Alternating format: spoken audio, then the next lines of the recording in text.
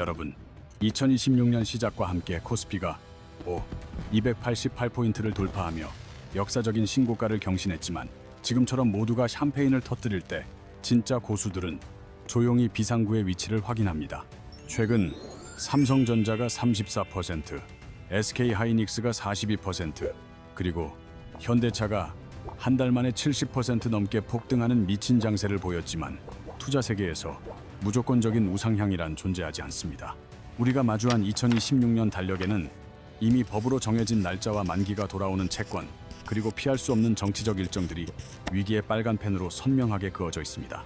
단순히 주가가 떨어진다는 막연한 공포가 아니라 정확히 어떤 구조적인 이유로 시장이 흔들릴 수밖에 없는지 그 타임라인을 여러분의 머릿속에 완벽하게 심어드리겠습니다.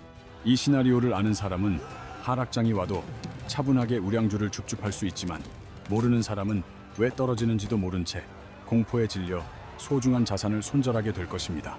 가장 먼저 우리가 직면하게 될 첫 번째 위기는 바로 코앞에 닥친 2월 설 연휴 직후의 유동성 절벽이며 이는 2026년부터 본격 적용된 세금 제도와 깊은 관련이 있습니다. 정부가 금투세를 폐지하는 대신 부족한 세수를 메우기 위해 올해 1월 1일부터 증권거래세를 0.2%로 인상했는데 이것이 2월부터 투자자들의 발목을 잡기 시작할 것입니다. 1월 불장에서는 수익이 워낙 컸기에 0.2%의 세금이 눈에 들어오지 않았겠지만 시장이 횡보하거나 조정을 받기 시작하면 이 비용은 단타족들에게 사형 선고나 다름없습니다. 초단타 매매를 통해 호가창을 촘촘하게 채워주던 스캘퍼들과 외국인들에게 0.2%의 세금은 수익 모델 자체를 파괴하며 결국 이들이 시장을 떠나게 만드는 원인이 됩니다. 큰손 단타족들이 사라지면 시장의 호가창이 얇아지게 되는데 이는 10억 원 정도의 매도 물량만 나와도 주가가 3%에서 5%씩 툭툭 끊기며 폭락하는 현상을 초래합니다. 평소에는 두꺼운 매트리스처럼 매도 충격을 흡수하던 매수 주문들이 사라지고 완충제 없는 맨바닥에 떨어지는 것과 같은 유동성 공백에 의한 급락이 발생할 확률이 매우 높습니다. 특히 2월 16일부터 18일까지 이어지는 긴 설 연휴는 한국 시장의 3일이라는 긴 공백을 만드는데 이 기간은 투자자들에게 매우 불안한 시간이 될 수밖에 없습니다. 우리가 쉬는 동안에도 미국, 유럽, 일본 시장은 계속 돌아가며 엔비디아의 실적이나 돌발적인 전쟁 이슈 등 수많은 변수를 쏟아내기 때문에 연휴 직후 심리는 극도로 위축됩니다.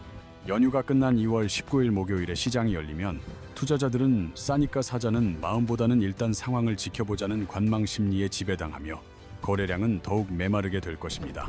평소 시장의 윤활유 역할을 하던 단타꾼들마저 인상된 거래세 때문에 매수를 꺼린다면 별다른 악재가 없어도 수급이 텅 비어 주가가 무너지는 거래 절벽형 하락이 나타납니다.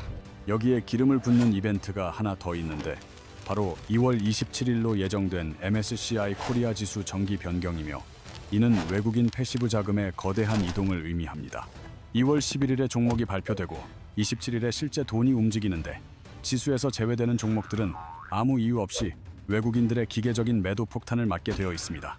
가뜩이나 거래세 때문에 시장에 받아줄 물량이 없는 상황에서 수천억 원의 기계적 매도가 쏟아진다면 해당 종목들은 개별 악재 없이도 하락폭이 걷잡을 수 없이 커질 수 있습니다. 2026년 2월의 생존 핵심은 내가 가진 종목이 MSCI 지수 변경 대상인지 확인하고 유동성이 메마른 시장에서 발생할 수 있는 변동성에 선제적으로 대응하는 것입니다.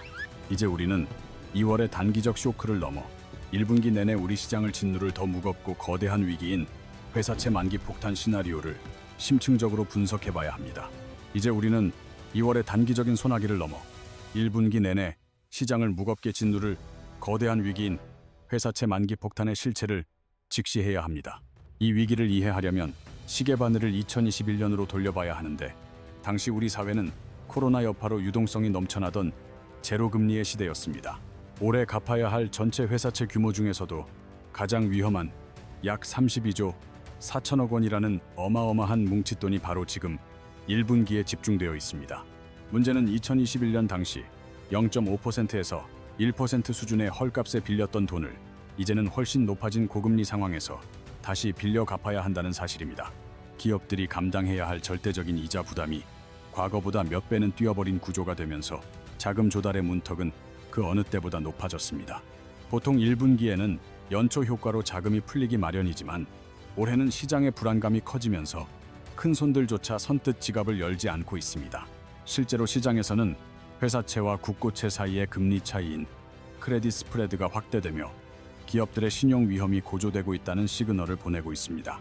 시장은 지금 기업들의 상황이 매우 불안하다고 판단하고 있으며 더 높은 이자를 얹어주지 않으면 돈을 빌려주지 않겠다고 선언한 셈입니다. 현금이 풍부한 삼성전자가 현대차 같은 초대형 우량주들은 이 폭풍을 견디겠지만 현금 흐름이 막힌 한계 기업들에게는 생존의 위협이 됩니다. 특히 건설사나 재무 상태가 취약한 중소형 기업들은 자금줄이 완전히 말라버려 흑자부도라는 최악의 시나리오에 직면할 수도 있습니다. 현재 현대건설, SK에코플랜트, 롯데건설 같은 대형사들도 상반기에 막아야 할 돈이 수천억 원 단위라 시장 전체가 예의주시하고 있습니다. 이런 대형사들이 시중의 돈을 블랙홀처럼 빨아들이면 신용도가 낮은 기업들은 돈을 구할 곳이 없어져 도미노처럼 무너질 위험이 큽니다. 따라서 3월 감사보고서 시즌 전까지는 반드시 재무제표를 꼼꼼히 확인하고 빚이 많은 기업은 아예 쳐다보지 않는 것이 여러분의 자산을 지키는 상책입니다. 1분기의 부채 위기가 지나가면 6월에는 또 다른 성격의 리스크인 지방선거 테마주 거품 붕괴가 우리를 기다리고 있습니다. 철도 지하화, 반도체 특화단지 조성, 신도시 재개발 같은 자극적인 단어들이 등장할 때마다 관련 테마주들은 하늘 높은 줄 모르고 치솟습니다. 하지만 이러한 급등은 실질적인 가치 상승이 아닌 기대감만으로 만들어진 거대한 거품이며 과거의 사례를 보면 그 끝은 항상 처참했습니다. 지자체장이 공약을 내걸어도 실제 예산 집행권은 중앙정부에 있는 경우가 많아 당선 후 검토 중이라는 말 한마디의 거품은 순식간에 빠져버립니다. 과거 2018년 제7회 지방선거 당시에도 도시재생 뉴딜 공약이 쏟아지며 관련 중소형주들이 4월과 5월 사이에만 30%에서 50%까지 급등했습니다. 하지만 세력들은 선거 일주일 전부터 대규모 차익 실현 매물을 쏟아냈고 결국 선거 직후 한 달 만에 상승분의 80%를 허무하게 반납했습니다. 2022년 선거 때도 부산 가덕도 신공항 공약으로 토목기업들이 강세를 보이다가 당선 확정 직후 재료 소멸 인식이 퍼지며 주가는 급락했습니다. 세력들은 선거일이라는 확정된 탈출 골든타임을 알고 있기에 개인들이 당선되면 더 가겠지라고 믿는 그 시점에 물량을 떠넘기고 유유히 사라집니다. 특히 2026년은 거래세 인상 여파로 하방 지지력이 약해진 상태라 테마주 거품이 빠질 때의 낙폭은 예년보다 훨씬 가파르고 잔인할 수 있습니다. 만약 여러분이 테마주에 올라탔다면 늦어도 5월 말에는 정리해야 하며 단순한 유치 추진인지 실제 예산 확보 계획이 있는지 냉정하게 구분해야 합니다. 6월의 정치적 소동이 지나가면 8월 말에서 9월 초 사이에는 전 세계 증시의 심장부를 뒤흔들 미국 잭슨홀 미팅발 금리 쇼크가 기다리고 있습니다. 올해 5월 제롬 파월 연준 의장의 임기가 끝나고 후임으로 양적 완화에 매우 비판적인 매파 인물인 케빈 워시가 유력하게 거론되고 있습니다. 매파 성향의 워시가 취임한다면 시장은 지난 수년간 익숙해졌던 파월의 친절한 소통 방식이 사라지고 더 높은 금리라는 차가운 현실에 직면하게 됩니다. 새로운 의장의 정책 성향에 대한 데이터가 부족한 상태에서 분석가들의 해석이 엇갈리기 시작하면 시장의 변동성은 통제 불능의 상태로 치솟을 수 있습니다. 만약 워시 의장이 첫 잭슨홀 연설에서 고금리 유지를 강력하게 시사한다면 금리 인하 기대감으로 올랐던 코스피와 코스닥은 즉각적인 폭락을 맞이할 것입니다.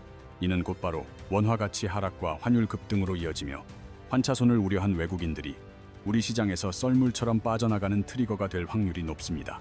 한미 금리 차가 역전된 상태가 길어지면 한국은행도 경기 회복을 위한 금리 인하 카드를 꺼내지 못하게 되어 증시의 하방 압력은 더욱 가중됩니다. 우리는 2022년 잭슨홀에서 파월이 물가 안정의 고통을 언급했을 때 코스피가 단 일주일 만에 6% 넘게 빠졌던 그 공포의 기억을 잊지 말아야 합니다. 하반기로 접어드는 11월 3일에는 우리 수출 기업들의 생사 여탈권을 쥐고 있는 미국 중간선거라는 또 하나의 거대한 파도가 밀려옵니다. 주식시장은 결과가 나오기 2개월 전인 9월부터 불확실성을 피하기 위해 미리 움직이며 기관들은 관련 주식 비중을 선제적으로 줄이기 시작할 것입니다. 누가 이길지 모르니 일단 팔고 보자는 심리가 시장을 지배하며 대형 수출주를 보유한 투자자들에게는 가을바람보다 더 시린 매도세가 몰아칠 것입니다. 특히 2차 전지 섹터는 공화당이 의회를 장악할 경우 인플레이션 감축법인 IRA 보조금을 폐지하거나 축소할 가능성이 커짐에 따라 가장 큰 리스크를 짊어지게 될 것입니다. 현재 LG 에너지 솔루션과 삼성 SDI 같은 한국 배터리 기업들의 이익 중 상당 부분이 미국 정부 보조금에서 발생하므로 정치적 지형 변화는 조 단위 이익 증발로 이어질 수 있습니다. 반도체 산업 또한 미국 우선주의가 더욱 강화되면서 칩스법에 따른 보조금 혜택을 받는 대가로 중국 내 생산 제한과 같은 더욱 까다로운 조건을 요구받을 가능성이 높습니다. 삼성전자와 SK하이닉스가 초과 이익 공유와 같은 독소 조항에 발목이 잡히게 되면 글로벌 공급망 전략이 꼬이면서 기관 투자자들이 선제적으로 대형주 비중을 줄이는 원인이 됩니다. 자동차 섹터 역시 전기차 보조금 대상에서 한국산 차량이 다시 소외되거나 내연 기관차에 대한 추가 관세 부과가 정치적 협상 카드로 사용될 수 있음을 항상 경계해야 합니다. 이제 우리는 6번째 리스크로 눈을 돌려 반도체 세액 공제 제도의 공백기가 가져올 수 있는 소부장 기업들의 투자 심리 위축과 그에 따른 변동성을 분석해야 합니다. 원래 K-칩스법에 따른 세액 공제 혜택은 작년 말 종료될 위기였으나 다행히 2025년 2월 국회 합의를 통해 2031년까지 7년 더 연장하는 법안이 통과되었습니다. 이 연장안을 통해 대기업과 중견기업은 공제율이 20%로 중소기업은 30%까지 상향되었으며 이는 반도체 설비 투자에 대한 강력한 유인책으로 작용할 전망입니다. 또한 2026년 2월 3일에는 반도체 특별법이 국무회의를 통과하면서 단순 세제 혜택을 넘어 직접 보조금을 지급할 수 있는 법적 근거가 비로소 마련되었습니다. 제도적인 큰 불은 껐지만 투자자들은 이제 실제 기업들이 삼성전자나 하이닉스가 공장을 짓고 장비를 발주하는 시점이 언제인지를 확인하는 새로운 관전 포인트에 집중해야 합니다. 특히 HBM 분야의 경쟁이 치열한 것과는 별개로 전체적인 업황 회복 속도가 지연될 경우 관련 소부장 종목들의 주가는 실적 공백기를 견디지 못하고 흔들릴 리스크가 있습니다.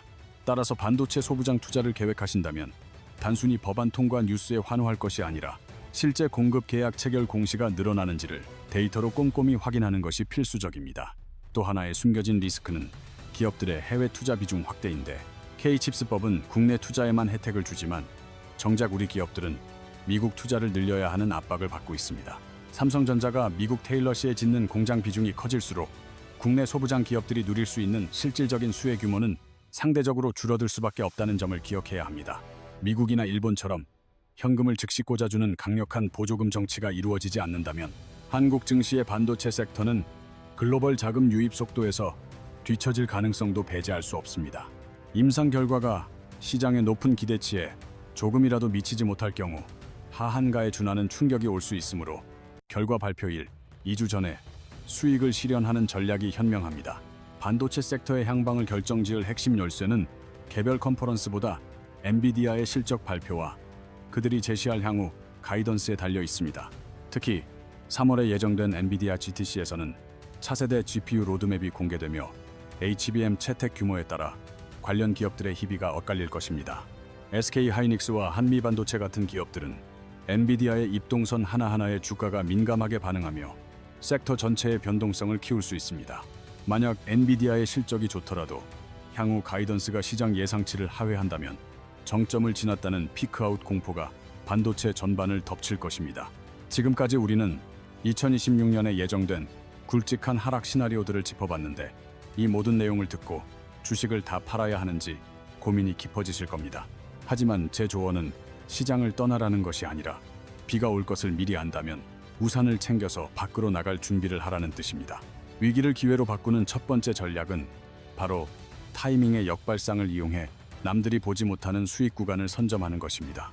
아까 6월 선거가 끝나면 억눌려 있던 공공요금이 인상될 가능성이 높다고 말씀드렸는데 대중은 소비주를 팔겠지만 고수는 다르게 생각합니다. 전기세나 가스비가 오르면 실질적인 수혜를 입는 쪽은 한국가스공사 같은 유틸리티 기업들이며 이들은 요금 정상화라는 강력한 호재를 맞이합니다. 그동안 적자에 시달리며 주가가 눌려있던 유틸리티 기업들이 선거 이후 수익 구조 개선을 통해 새로운 주도주로 부상할 가능성이 매우 큽니다. 남들이 선거 테마주에 정신이 팔려 고점에서 물량을 받을 때 우리는 조용히 선거 후 수혜주를 저점에서 모아가는 전략을 취해야 합니다. 두 번째 전략은 수급의 빈집을 찾는 것인데 시장이 불안해지면 자금은 자연스럽게 가장 안전하고 확실한 곳으로 이동하게 되어 있습니다. 증권 거래세 인상에도 불구하고 배당을 잘 주고 펀더멘털이 튼튼한 대형 우량주로는 오히려 불안감을 피하려는 기관의 자금이 쏠리게 됩니다. 세금을 좀 내더라도 안전하게 자산을 지키며 배당 수익까지 챙길 수 있는 종목들이 하락장에서 훌륭한 피난처 역할을 해줄 것입니다. 다만 주의할 점은 주가가 단순히 많이 떨어졌다고 해서 무조건 매수 버튼을 눌러서는 안 된다는 철저한 원칙을 지키는 것입니다. 지금 마주한 하락이 일시적인 수급의 문제인지 아니면 기업의 펀더멘털이 무너지는 구조적인 문제인지를 냉정하게 판단해야 합니다. 만약 산업 패러다임이 바뀌는 구조적 하락이라면 반등을 기대하며 버티는 전략은 오히려 더 큰 손실과 기회비용을 초래할 뿐입니다. 투자의 대가들이 말하듯 시장은 불확실성을 가장 싫어하지만 역설적으로 가장 큰 부는 바로 그 불확실성 속에서 탄생합니다. 오늘 우리가 공부한 다양한 리스크들을 미리 알고 있다는 사실 자체가 실제 위기가 닥쳤을 때 여러분을 평정심으로 이끌어 줄 것입니다. 남들이 뉴스 헤드라인만 보고 큰일 났다며 허둥지둥할 때 우리 구독자님들은 아, 이게 그 시그널이구나 하고 차분하게 대응할 수 있습니다. 미리 준비된 자에게 하락장은 공포의 대상이 아니라 오히려 자산을 퀀텀 점프시킬 수 있는 절호의 기회가 된다는 것을 잊지 마십시오.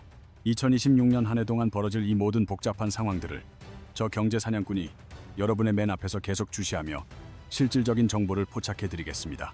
혼자서 방대한 리포트를 뒤지고 팩트 체크를 하느라 밤을 새울 필요가 없도록 제가 대신 그 수고를 덜어드리고 핵심 전략만 전달하겠습니다. 앞으로도 2026년 코스피의 움직임과 글로벌 경제의 흐름을 놓치지 않으려면 경제 사냥꾼 구독과 알림 설정은 여러분의 필수 생존 도구입니다. 오늘 분석해드린 7가지 리스크 외에도 궁금한 종목이나 이해하기 어려운 경제 뉴스가 있다면 언제든 댓글로 질문을 남겨주시기 바랍니다. 여러분의 소중한 의견을 바탕으로 다음 영상에서도 팩트에 기반한 날카로운 리포트와 실전 대처 방법을 연구해서 다시 돌아오겠습니다. 시장이 아무리 흔들려도 원칙을 지키며 미리 공부하는 투자자에게는 반드시 그에 합당한 수익과 보상이 따른다는 진리를 다시 한번 새겨봅니다.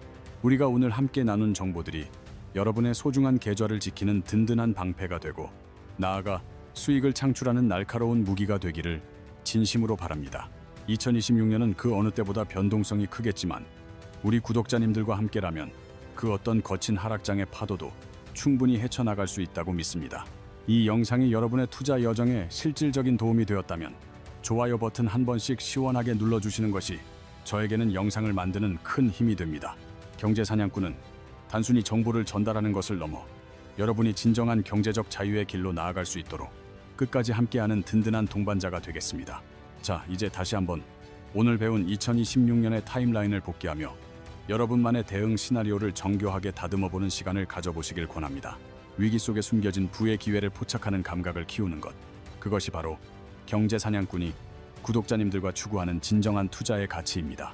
오늘의 공부가 여러분을 어제보다 더 나은 투자자로 만들었기를 바라며 저는 다음 영상에서 더 유익하고 팩트에 충실한 정보로 찾아뵙겠습니다. 끝까지 시청해주셔서 진심으로 감사드리고 여러분의 모든 투자가 성공으로 결실을 맺기를 저 경제 사냥꾼이 온 마음을 다해 응원합니다. 변화하는 시장의 흐름을 매일 체크하며 리스크를 관리하는 습관이 결국 여러분을 부의 정상으로 이끌어줄 유일한 지름길임을 잊지 마십시오. 다시 한번 강조하지만 주식시장의 불확실성은 공부하는 자에게는 기회의 축제이며 준비되지 않은 자에게는 피하고 싶은 재앙일 뿐입니다.